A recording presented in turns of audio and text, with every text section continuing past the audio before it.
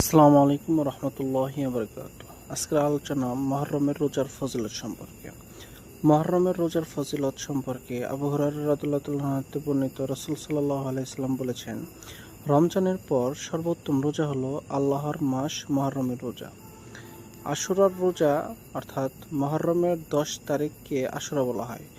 রাসূল সাল্লাল্লাহু আলাইহি ওয়াসাল্লাম বলেছেন, আমি আশা করি আশুরার দিনের রোজা পূর্ববর্তী এক বছরের গুনাহের কাফফারা হবে।